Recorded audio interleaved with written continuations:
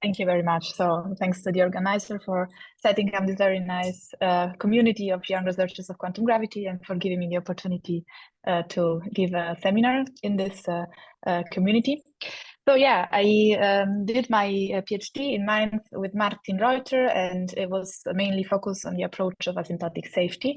And together with him and with this collaborator of mine, Kevin Falls, we tried to make some contact with physical predictions and observable starting from an asymptotically safe scenario for quantum gravity.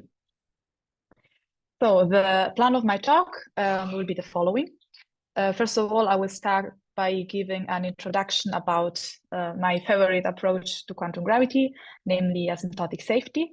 So I will explain which is the main ingredient of this approach, the effective average action, which gives rise to a new version of the renormalization group called the functional renormalization group. And then I will apply this setup to quantum Einstein gravity. And in the second part of my talk, I will make contact with the relational observables. Namely, I will treat relational observables as composite operators. I will give you an overview about what I mean, which formulation of relational observables we are going to be using, namely the covariant formulation. And then I will finally come to my results. So yeah, showing you some flows of some relational observables. As an intermezzo in between, I will also discuss the problem of the signature in asymptotic safety. So, namely, many of the computations have been done in Lorentzian signature, but still now there are the first attempts in order to also perform computations in Lorentzian signature. And I will show you some results about analysis of the spectrum of Lorentzian operators for geometrical observables in asymptotic safety. So, BRG, I will give a brief overview about the historical steps of the renormalization group in theoretical physics. So maybe some of you remember about their QFT course about the Kalan-Szymanski equation. So this is the first introduction of the renormalization group in perturbation theory. Although in this setting, only a finite number of beta functions is furnished from the Kalan-Szymanski equation, and these are the beta functions related to the relevant couplings. After some years, in the 70s, Wilson and Kadanoff introduced a new version of the renormalization group. Kadanoff, namely, he was working with spin blocks, so he was imagining to perform RG steps by averaging over larger and larger numbers of spins in these groups, which you see in this picture. Wilson got inspired by this idea, and what he did, he developed the so-called Wilsonian exact renormalization group, where he was working with an effective action which was scale-dependent. So he introduced this RG scale K, which flows from infinity in the deep ultraviolet down to K equal to 0. And every step of the renormalization group was associated with integrating out degrees of freedom of your system. So, for instance, if you start from the deep ultraviolet, you can imagine to find a fixed point of the renormalization group. We are gonna see what a fixed point is and what does it mean, and then you can integrate down up to when all the fluctuations are integrated out, and there our theory will describe nothing else as the effective action. Finally, in the 90s, by Wetterich and then later on also by Reuter, a new version of the renormalization group was introduced, which was called the functional renormalization group. And this is based on a scale-dependent version of the effective action, what is called the effective average action. So in a nutshell, this implementation of the renormalization group was based on an attempt to furnish an alternative manipulation of the path integral, and to implement the idea of the renormalization group already at the level of the effective action and in a fully independent way of the given bare action under consideration.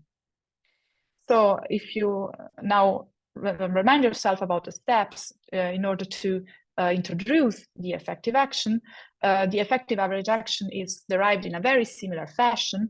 The only difference is that in your generating functional, which is the logarithm of the path integral under your quantum fluctuations of your bare action and your fields coupled to a source J, is multiplied in a way by adding delta Sk, so what we call the smooth cutoff, which is dependent of the RG scale K. And how this cutoff is, how its functional form looks like, it acts as a sort of mass term for our quantum fluctuations, our fields phi. It's indeed sandwiched by two powers of this phi by acting effectively as a sort of mass term for our fields. So if you imagine to work in flat spacetime, the eigenvalues of your D'Alembert operator are the momentum eigenvalue. And so you can imagine that for small momenta, so for momenta which are smaller than a given reference scale K, this smooth cutoff adds a kind of mass, a kind of mass term to our field, a mass which is K squared. And instead, for large momenta, the cutoff doesn't act at all, and indeed it is just equal to 0. So it is an IR regulator which acts as a sort of which adds a sort of regulating mass term to our fields. Typical shapes of the cutoff are of this form. So you see that for large momentum it's equal to 0, where instead when p tends towards 0, it has a finite value proportional to K squared.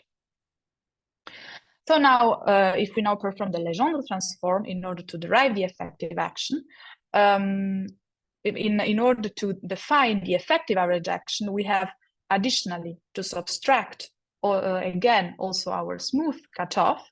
And in the end, we end up with this functional form from gamma k, which is what I'm going to call the effective average action. So the effective average action is a scale-dependent effective action which interpolates between the bare action when K is sent to infinity. We are in the deep ultraviolet, and if one imagines to integrate out the degrees of freedom out to down to p equals 0 and sending the limit k equals 0, this represents nothing else as our original effective action.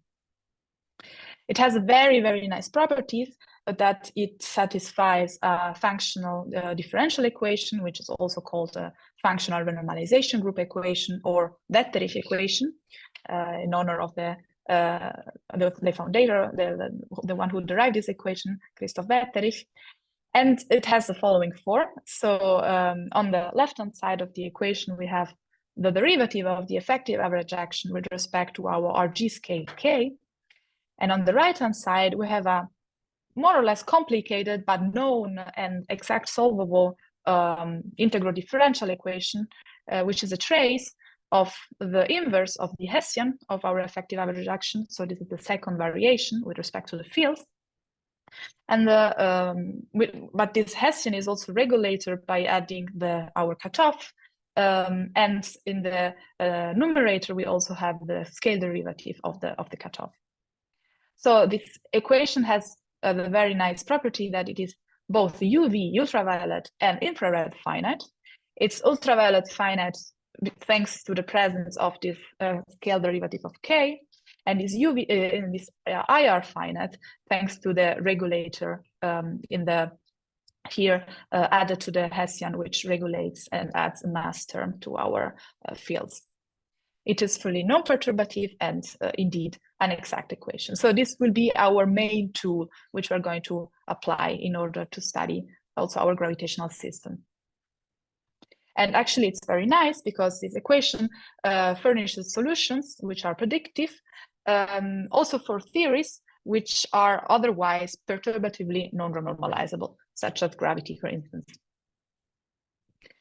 So let's go a little bit into the geometrical setting of the FRG, because it's very deep and I think it's very nice and you can appreciate it. So how to choose our effective average action. One works in a given theory space, which is represented here in the space tau, which is the space of all functionals which are indeed relevant for the description of our theory. So if we imagine to work with scalar fields and we want to impose some symmetries to these scalar fields, then the theory space is composed up to all the functionals we can construct with the scalar fields which are satisfying and consistent with our chosen symmetries.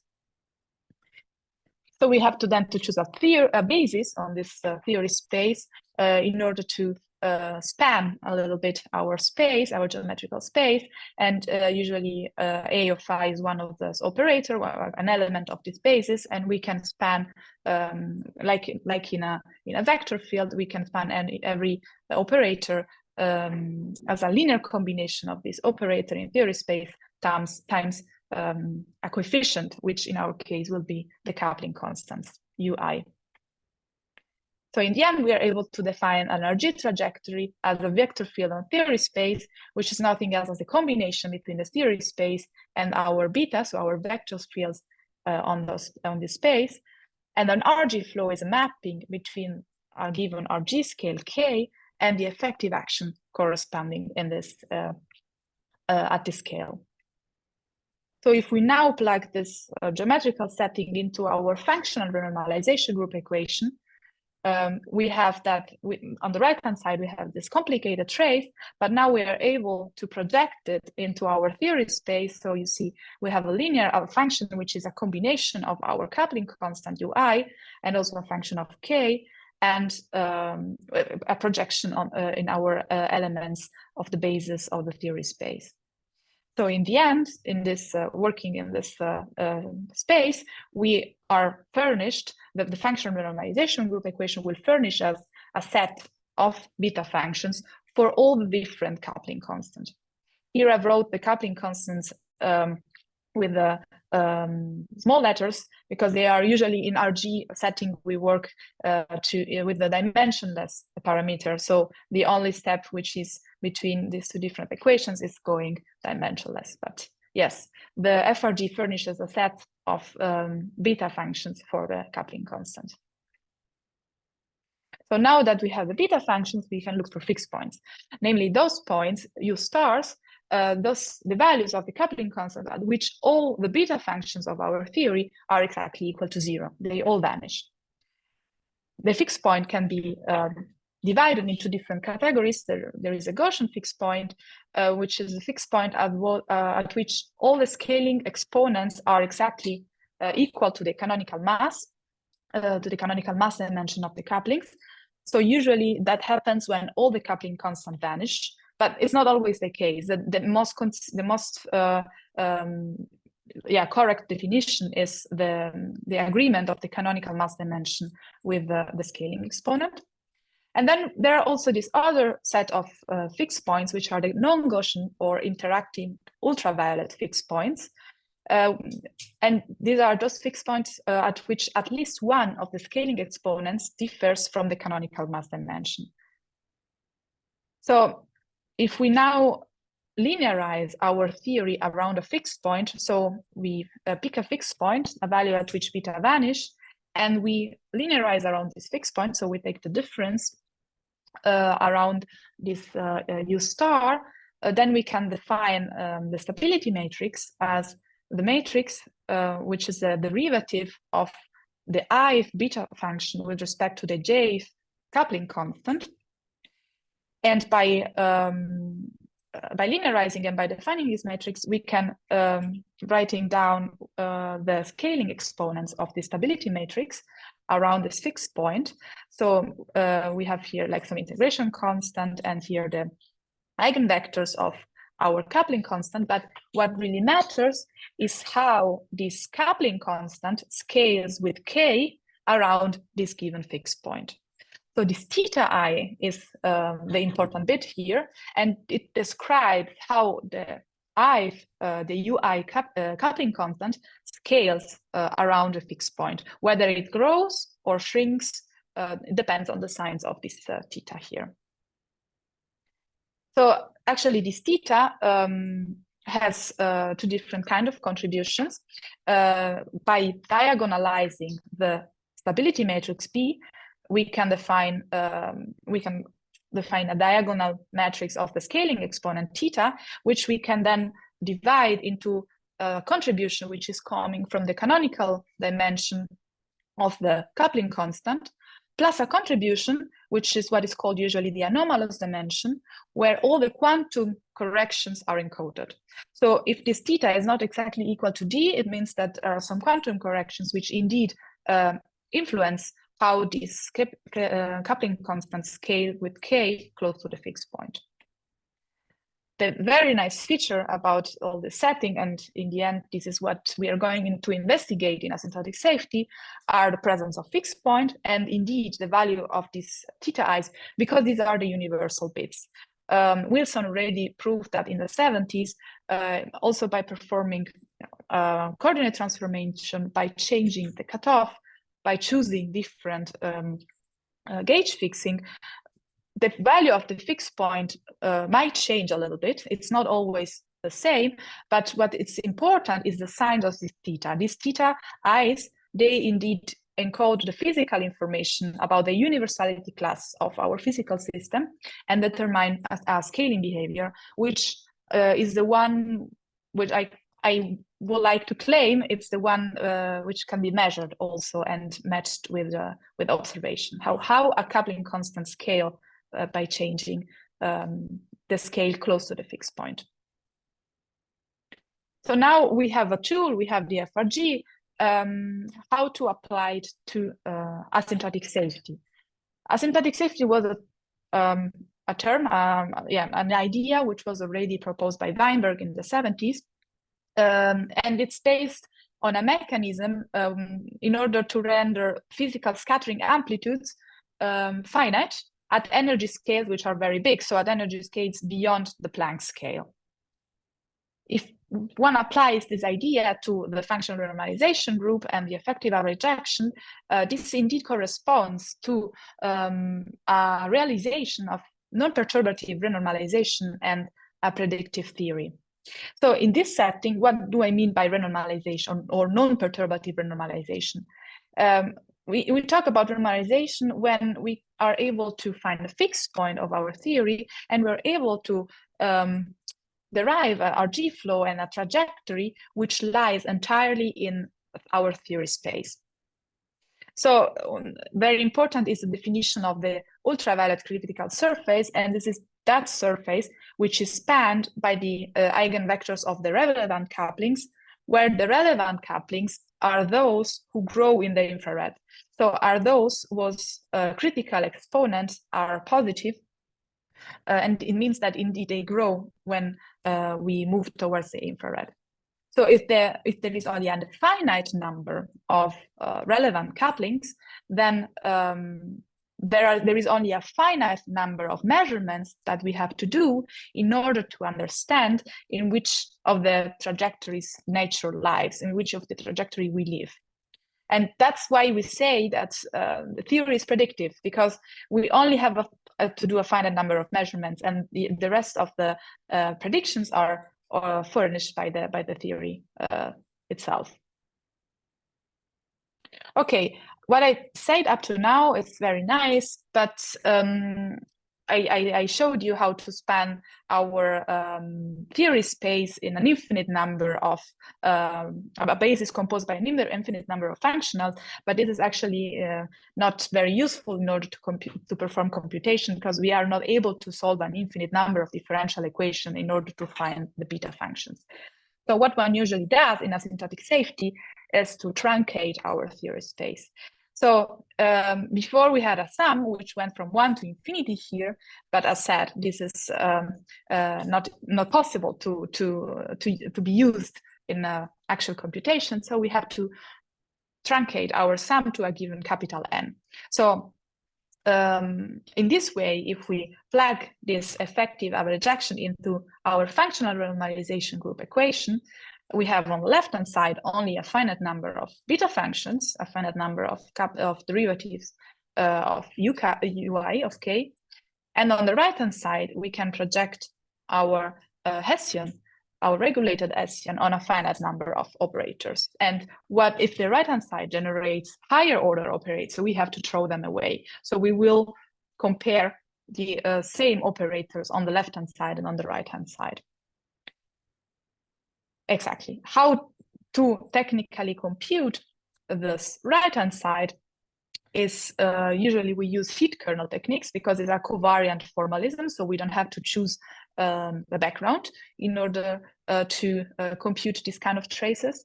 And then finally, we compare the term by term on the left-hand side and on the right-hand side, and we are able to solve the differential equations either analytically for some given, luckily for some given form of the regulator, or numerically in a worst case scenario, but they are solvable. The criterion which we use in order to perform this truncation is actually very systematic. It has a systematics, and it's a derivative expansion criterion. So if you imagine to have a scalar field in your theory, you can start by taking the Klein-Gordon operator, then taking box squared, and all the different combination of a higher derivative differential operator acting on a scalar field. And the same for gravity. There you have at leading order only the Einstein-Hilbert term, so the Ricci term, but you can also imagine to go in a systematic way to higher order, so R squared, Ricci squared, Riemann squared, and so on and so forth. So what has been done, for instance, is gravity. In gravity, they consider term up to R to the power 72, so really very high order. And they also coupled gravity with matter, and also considered different carrier fields, for instance, tetrads and connections. And what is very nice that in order to that they analyzed the beta functions, a fixed point for all these different theories, and they always found a fixed point. So it's true that we have to truncate in order to study the presence of the fixed point. And if one wants, we don't have an exact proof that the fixed point exists at every order, but let's say that there is still a very strong evidence that for very, very large truncations, a fixed point exists. So this is a little bit the program of asymptotic safety in a nutshell.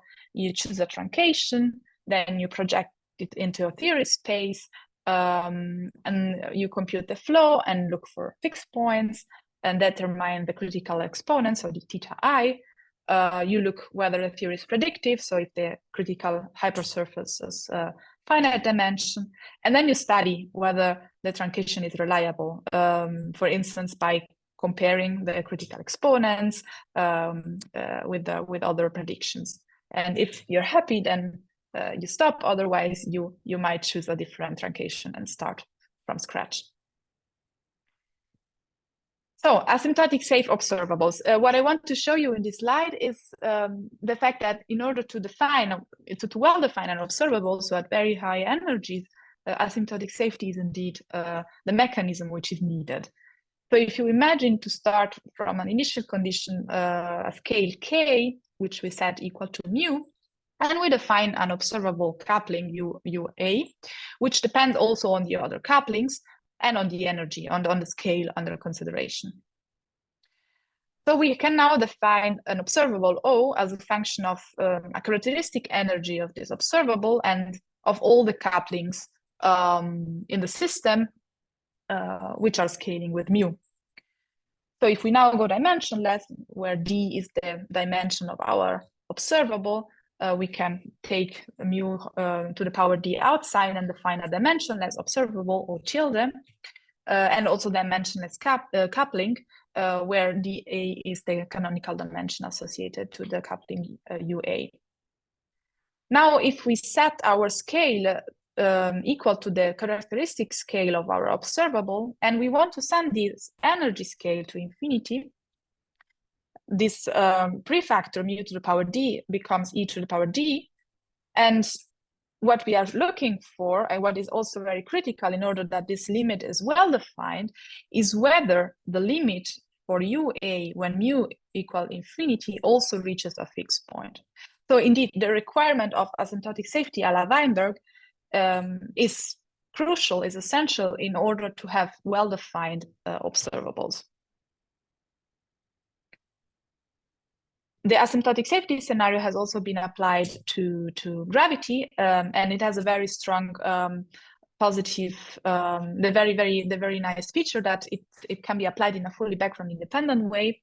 So I usually divide the approaches, the background independent approaches to quantum gravity into different categories.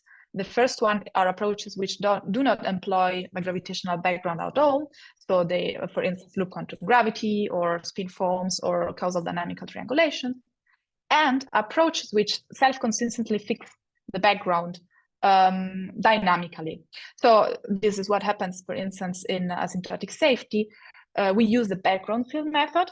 So we split the metric in a background and a fluctuation, h mu nu, but we don't choose the form of G bar. G bar is arbitrary, and it's actually the dynamics of my system that in the end will suggest me which is the preferred form of G bar. But up to now, I will never specify any given expression for G bar.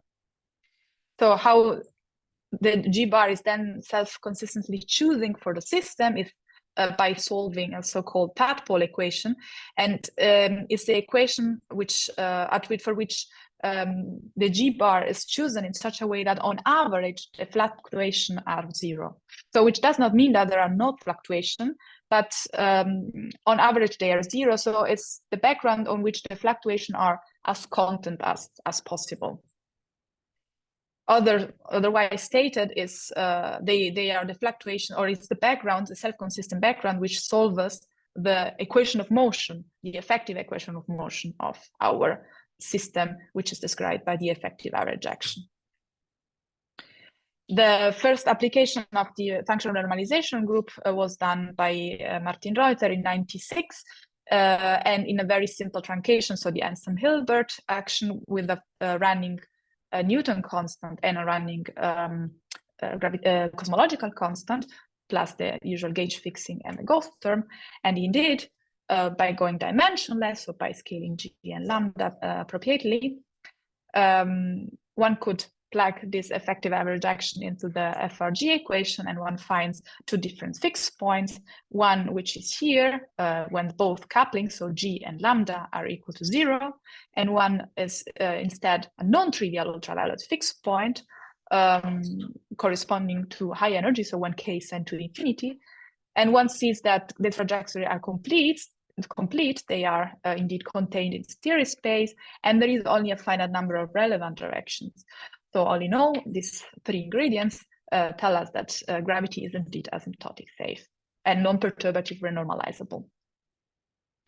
Now, mainly, 95% of the computation, I should say, I don't know, I cannot estimate, but the majority of the computations up to now on asymptotic safety have been done in Euclidean signature. And that's because we have the Hessian of the effective average action in our FRG. And this is a positive definite operator only for Euclidean signatures. Actually, there is also another more conceptual difficulty in applying the FRG equation to Lorentzian signature, and it is the fact that we are losing a little bit the interpretation of integrating out of field of freedom. In Euclidean setting, you start from k equal to 0, and then you only have one direction to go quasi. You have because the D'Alembert operator is only positive definite, and so you integrate from 0 to infinity. Instead, in Lorentzian setting, there is an ambiguity because you have both space-like and time-like modes. So you could choose to integrate out the time-like modes or the space-like mode, or both together. But this is actually, in the end, a choice of the person who is doing the computation or of the observer. Otherwise stated, this depends on the observer or on the state of our system. Actually, there is now a very nice approach by Kaisha Reisner, Nicola Pinamonti, and Edoardo D'Angelo, where they are showing the state dependence of the flow equation. So in Lorentzian, all in all, we have two different problems to solve. One is to obtain energy trajectory, so really mathematically speaking, to solve this problem of the non-positive definiteness of the D'Alembert. And but it, however, can be done by working out a Lorentzian heat kernel proper time regularization, even if one loses this interpretation of the integrating out. And in the second problem set, one can analyze the flow of the kinetic operators of Lorentzian operators in asymptotic safety, in self-consistent metrics. So this is actually what we did with Martin Reuter in 2022. Yes, but now let us suppose that we have an asymptotically safe theory of quantum gravity. I showed you that, let's say, there is strong evidence for the presence of this fixed point, and now we would like to understand what kind of physics can we do from that. How can we describe space-time, the emerging space-time from this theory, and are there some predictions which we can make, and some observables we can make contact with? So actually, I'm very happy also now to have started my postdoc in Erlangen, because I am learning some lessons from the canonical Hamiltonian formalism in order to answer to this these two questions I had in my previous slide. So from the canonical formalism, we know that there is no absolute notion of time, and that the time is indeed only a gauge parameter. So technically speaking, GR is a totally constrained theory, which has a vanishing Hamiltonian. So the Hamiltonian, which is the time parameter defined by the Hamiltonian, corresponds to the notion of unobservable. So these two different observations led me to trying to address the previous questions in two different ways. First of all, by trying to use techniques of group theory in order to find an orthonormal basis of Hilbert space and define quantum observables of geometrical operators. And this enables us to analyze the spectra of these operators, which encode information about the texture of space-time at microscopic scale, and which turns out to be discrete. I will show you in the following slide. And also to define, from this notion of observer dependence, to define observables which are relational. So what really matters physically, it's not an operator alone, isolated operator, but it's the relation between dynamical fields. And so for the parameterizable models, one can construct a set of gauge invariant observables in a background independent field theory and study their flow. So the spectral analysis, from the spectral analysis, so for the first inspiration from the canonical approach, the analysis of the spectrum of geometrical operators, together with Martin Reuter, we studied the spectrum of the D'Alembert operator, and what we found is something very interesting. So we studied how that the D'Alembert operator was flowing with the running K. So here you have K from the infrared flowing towards the ultraviolet for big scale. And the analysis of this, the spectrum of this operator indeed corresponded to zooming into space-time by increasing K, but two competing effects actually played a role. On one side, there was a zooming into space-time, so going into smaller and smaller scales. But on the other side, also the volume was dynamically shrinking because of the background independence of our theory. This was taken into account. And finally, what we found, that there was along the flow a value for K at which the value of the angular momentum was maximal. So there was a minimal length, since the resolution is proportional to the inverse of the angular momentum. And then this second effect of shrinking of spacetime was becoming more and more important, such that at some point the resolution got worse, and in the end, in the ultraviolet, we were left with a limitation on the distinguishability of spacetime points. About the second inspiration of from the canonical formalisms, the relational observables, we had two options how to implement that. The first one is to perform a physical gauge fixing by introducing a material reference frame, which is kind of equivalent to the reduced phase space quantization program. And a second kind of option, which was to construct relational observables as additional operators to add to our effective average action after having gauge fixed our gravitational action. We could include matter fields and as composite operator construct relational observables. So the first option should be the easiest one, so to say, but since when I started this project, I was not aware, I was not yet working in the canonical formalism. With my collaborator Kevin Folt, we choose the second one, but the first one is actually work in progress in Erlangen. So we treated relational observables as composite operators. So what are composite operators in a nutshell? These are also objects which usually are introduced in a QFT course, and they are needed when we want to describe the behavior of geometric or relational quantities at the quantum level, but we are not able to perform a truncation up to the level in which these operators could be also taken into account. So we want to study the geometrical behavior of some operators which are higher order in the truncation than we wish. So what one usually does is to coupling this operator we want to study to an additional external source, and then by taking the functional derivatives with respect to this source, we can compute the correlation functions of these operators. So if we go back to our generating function now, we had added this additional source epsilon here, which we couple to our composite operator O. And by taking derivatives with respect to O, we end up with the effective average action plus a term which is proportional to our additional source and the scale-dependent operators.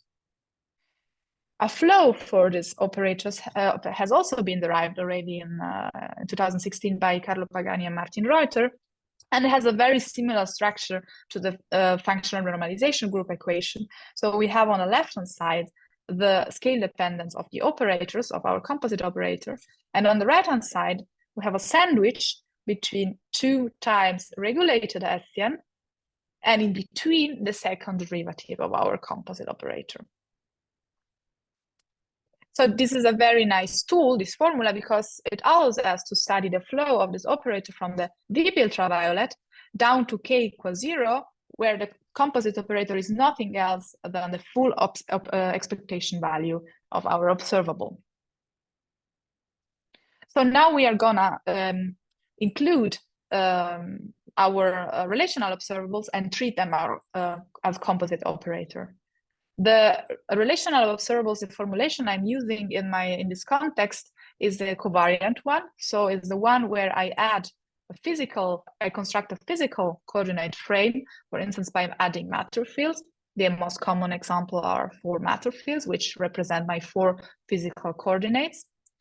And in such a way that when I perform a diffeomorphism transformation, both the tensor transform and the physical frame, in such a way that the composed transformation of the two leaves my tensor invariant. So as an example, the Ricci scalar, if I perform a diffeomorphism transformation, it takes another value, it's not invariant. But if I also consider a physical frame, capital X, and I also diffeomorphism transform the physical field, then the composition of the 2 transformations, so are evaluated at my physical frame, it has a transformation with phi and phi to the power -1. So the composition of the 2 gives me again my R evaluated at capital X, which is invariant. So geometrically speaking, we have to introduce a dynamical set of fields, which are my phi A, and from these fields, I can construct the physical coordinate frame, which I will call in my setting capital X hat. And so you see here we have our manifold, and here we have our the manifold where our physical coordinate frame live. And so a point is labeled by the value X on M and takes the value X hat on M hat. So now I can introduce my frame fields to map between the two different spacetimes, which is nothing else than the derivative of X hat with respect to the mu. And these are very similar to the tetrads in tetrads formalism. And I can define my invariant volume element to be the determinant of this tetrad, which I will call E tilde. And this will be very useful, technically speaking, because every time I have to integrate over my spacetime, I can use this delta trick and instead integrate over the invariant volume element of my physical fields. So I can now describe my relational effective average action in a similar way as the effective action, but it has a difference. Then instead of having the spacetime invariant volume element, the square root of G, it has the E tilde, so the physical frame invariant volume element. Here we have the K-dependent coupling constant of my observables. These are the tetrads, and these are the observable themselves. So what we derived is an equation which describes the flow of the relational observables. And you see that in a similar fashion as the composite operator, we have the second derivative of the relational gamma k, sandwiched by 2 times the regulated Hessian. And on the left-hand side, we are furnished with a beta function for this relational coupling constant. Actually, it was very nice because also in this case, a natural expansion for observables could be used, and it's a derivative expansion. And in order not to have non-local terms, we took into account only terms which have frame fields with a finite number of derivatives. We did computation using our a first example, and in particular, in this derivative expansion, we went up to order 1, so to say, where we had the volume element. So here you see this is like a coupling constant which is multiplying the identity. And then we have the relational Ricci scalar. So this is the coupling constant, this is the relational Ricci scalar, and the relational inverse metric. We choose actually the relational inverse metric and not the relational metric, because the relational metric was, when we performed the second derivative of it, we were giving rise to non-local terms. And in this way, we were not able to have a consistent expansion. So now we have a recipe for study the flow of our observables. We first have to find the fixed points of the theory, thanks to the function renormalization group. Then we can identify the relational observables, compute the flow using the new derived flow equation. And finally, we can arrive at our main result. So this invariant is universal values of the scaling dimensions of our observables at the fixed point. In our example, we considered the Einstein-Hilbert action coupled with 4 scalar fields. So A here goes from 0 to 3. And then we choose in a simple setting as possible our 4 coordinates, physical coordinates, to be exactly these 4 scalar fields. We computed the flow of the relational observables up to first order in the derivative expansion. And this is a brief overview of the results. We consider different coupling with matter constant. So we have a standard model plus a scalar field plus 3 neutrinos and different kind of regulators. And this is the very nice result. We compare it, the 3 critical exponents of the 3 coupling constant with the 3 canonical dimensions, which were -4, -6, and -8. And what we found is that for the volume element, there is no quantum correction at all. While instead for theta r, so for the relational Ricci and the relational inverse metric, we have some quantum correction, which are indeed small, but which could indeed be tested, for instance, in the lattice simulations or other RG or scaling approaches. So finally, I come to my conclusions. First of all, I introduced you to my approach to quantum gravity, which is asymptotic safety. And it's an approach which aims to furnish a consistent and predictive theory of gravity within a frame of QFT by invoking a notion of non-perturbative high energy completion. So phenomenologically speaking, we found a fixed point for gravity in the ultraviolet, and by flowing down to the infrared, we found a theory which is consistent with GR. Starting from the safe harbor of an asymptotically safe theory of gravity, we developed new methods for extracting physical contents, also getting inspired from the canonical formalism. For instance, we constructed a flow for relational observables. And now there are still some, of course, open questions and work in progress, which is still to be carried on. For instance, if there is a notion of good observables, maybe there are some observables which are associated to some more physical observers, and whether there is a good choice of reference system, a physical gauge fixing, which might also simplify our setting. And of course, it would be very nice to compare our results with different approaches of quantum gravity. And this could be done to different level, or at the level of the final results, so to say, so of the scaling exponents and the scaling of the correlation functions, if we are sure that we are computing the correlation functions of the same objects. Or, of course, also it would be nice to compare at the level of the RG computations. And yeah, with that, I would like to thank you for your attention.